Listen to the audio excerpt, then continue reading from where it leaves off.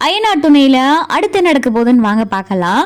சோழனும் நிலாவும் ஒரே ரூம்ல தங்கியிருக்காங்க. இது மனோகருக்கு சுத்தமா பிடிக்கல. இவனை ஏதாவது பண்ணியே ஆகணுமே அப்படின்னு சொல்லி மனோகர் யோசிக்கிறாரு. அப்பதான் பார்த்த சோழன் வந்து, இந்த ஆளு நல்லா உசுப்பேத்தனுமே, என்னைய வாடா வெளியே படுக்க வைக்க பாக்குறீங்க, இப்ப பாருடா அப்படின்னு சொல்லிட்டு சோழன் மனோகர்கிட்ட வந்து, என்ன மாமா என்னையும் நிலாவையும் பிரிச்சிடலான்னு பாத்தீங்க போல, ஒரே ரூம்ல ஒரே பெட்டுல நானும் நிலாவும் பக்கத்து பக்கத்துல, சே இதெல்லாம் உங்களால தானே மாமா. அங்கே கூட எங்க வீட்டுல கூட நிலா அந்த ரூம்ல படுத்திருப்பா, நான் எங்க அண்ணன் தம்பிங்களோட ஹால்ல படுத்திருப்பேன். எங்களுக்குள்ள ஒரு பிரைவசி இல்லாம இருந்துச்சு. ஆனா எங்களுக்குள்ள ஒரு பிரைவசியை உருவாக்கி கொடுத்ததே நீங்க தானே மாமா. அதுக்கு உங்களுக்கு எவ்வளோ வேணா தேங்க்ஸ் சொல்லலாம் அப்படின்னு சொல்லி சோழன் சொல்லவும், என்னடா ரொம்ப ஆடுற அப்படின்னு சொல்லிட்டு மனோகர் சொன்னதும், ரொம்பலாம் ஆடலையே, நானும் நிலாவும் ஒரே பெட்ல பக்கத்து பக்கத்துல, சே இந்த வாய்ப்பெல்லாம் உங்களால தானே மாமா. அதுக்கு தான் உங்களை பார்த்துட்டு ஒரு தேங்க்ஸ் சொல்லிட்டு போகலான்னு வந்தேன் அப்படின்னு சொல்லி சோழன் சொல்லவும், ரொம்ப ஆடாதடா, நீ எப்படி என் மக ரூம்ல தங்கலை நானும் பாக்குறேன் அப்படின்னு சொல்லிட்டு மனோகர் சொன்னதும், சே இதெல்லாமா பாப்பாங்க அப்படின்னு சொல்லிட்டு சோழன் சொன்னதும், போதுண்டா நீ ரொம்ப பண்ற அப்படின்னு சொல்லிட்டு மனோகர் சொல்றாரு.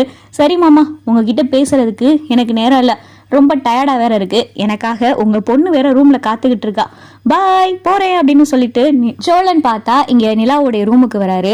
நிலாவும் சோழனும் பார்த்தா தனித்தனியா இருக்காங்க. நிலா பெட்ல படுத்திருக்காங்க, சோழன் பார்த்தா இங்க கீழே படுத்திருக்காரு. நிலா பார்த்தா சோழனை யோசிக்கிறாங்க, நமக்காக இவ்வளவு தூரம் ஹெல்ப் பண்ணி நம்ம வீட்டுல வந்து இவ்வளவு தூரம் தங்கியிருக்காருல, சே இவரை மாதிரியெல்லாம் யார் இருப்பா அப்படின்னு சொல்லிட்டு நிலாவுக்கு பார்த்தா சோழன் மேல ஒரு சாஃப்ட் கார்னர் வருது. இங்க சோழன் பார்த்தா பயந்துகிட்டு இருக்காரு. அந்த ஆளு மட்டும் ரூமுக்குள்ள வந்து பார்த்தாருன்னு வை, சோழா நீ பேசினிய டைலாக்கு அதுக்கெல்லாம் அசிங்கப்பட வேண்டியதா அப்படின்னு சொல்லிட்டு சோழன் மனசுக்குள்ள நினைச்சுக்கிட்டு இருக்காரு. வெளியில மனோகர் பார்த்தா இவனை இப்படி பொண்ணு ரூமுக்குள்ள தங்க விடக்கூடாது, என்ன பண்ணலாம் அப்படின்னு சொல்லிட்டு மனோகர் யோசிக்கிறாரு. சரி அப்படின்னு சொல்லிட்டு நெஞ்சை பிடிச்சு பார்த்தா மனோகர், ஐயோ நெஞ்சு வலிக்குது அப்படின்னு சொல்லிட்டு மனோகர் கத்துனதும் இந்த சத்தம் பார்த்தா நிலாவுடைய ரூமுக்கு கேக்குது. இன்னும் அப்பா கத்துற மாதிரி இருக்கு, சோழா எந்திரிங்க அப்படின்னு சொல்லிட்டு நிலா சொன்னது, என்னங்க என்ன ஆச்சு அப்படின்னு சொல்லி வேகமா சோழன் எந்திரிக்கவும், அப்பா கத்துற மாதிரி உங்களுக்கு சத்தம் கேட்டுச்சா அப்படின்னு சொல்லி நிலா கேட்கவும், இல்லைங்க எனக்கு ஒன்றும் கேட்கலையே அப்படின்னு சொல்லி சோழன் சொல்லவும், எங்க எனக்கு கேட்டுச்சுங்க எந்திரிங்க அப்படின்னு சொல்லி நிலா சொல்லவும், நிலாவும் சோழனும் பார்த்தா இங்க கதவை திறந்து வேகமா வராங்க. இங்க ஹால்ல பார்த்தா மனோகர் நெஞ்ச பிடிச்சு அப்படியே வலிக்குது படுத்து கிடக்காரு. இதை பார்த்துட்டு வேகமா நிலா ஓடியாராங்க. அப்பா என்ன பாச்சு அப்படின்னு சொல்லிட்டு வேகமா நிலா பதட்டப்படவும், தெரியல நிலா நெஞ்செல்லாம் வலிக்குது அப்படின்னு சொல்லிட்டு மனோகர் பார்த்தா படபடன்னு பேசவும், அண்ணே அம்மா எல்லாரும் வாங்க அப்படின்னு சொல்லி நிலா கத்தவும், வேகமா பார்த்தா தாசு மதி தேனி எல்லாரும் ஓடியாராங்க.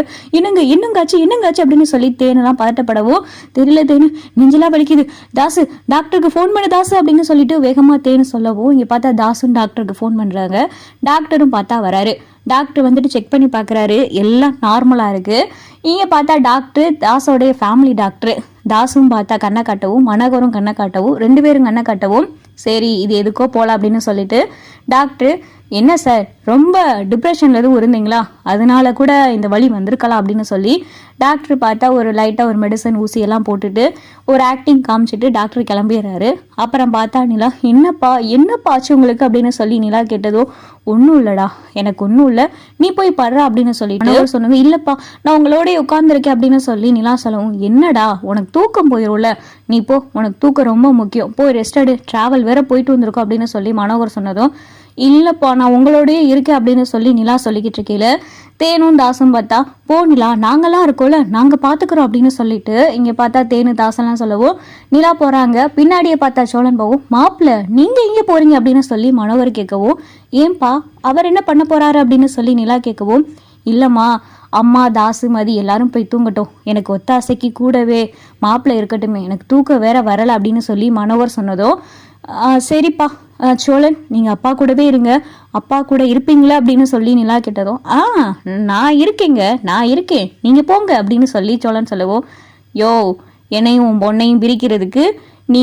கேவலமான இந்த பழைய படத்துல வர டிராமா மாதிரி நெஞ்சு வலிக்குதுன்னு ஆக்டிங் போட்டிருக்க, எனக்கு தெரியாதா அப்படின்னு சொல்லிட்டு சோழன் மனசுக்குள்ள நினைக்காரு. நீங்க போங்க, நீங்க போய் தூங்குங்க, நான் இங்கே ஹால்லேயே படுத்துக்கிறேன் அப்படின்னு சொல்லிட்டு சோழன் சொல்லவும், சரிங்க சோழன் அப்படின்னு சொல்லி நிலா பார்த்தா ரூமில் போய் படுத்துறாங்க. சோழன் பார்த்தா இங்கே ஹாலில் நிற்கிறாரு.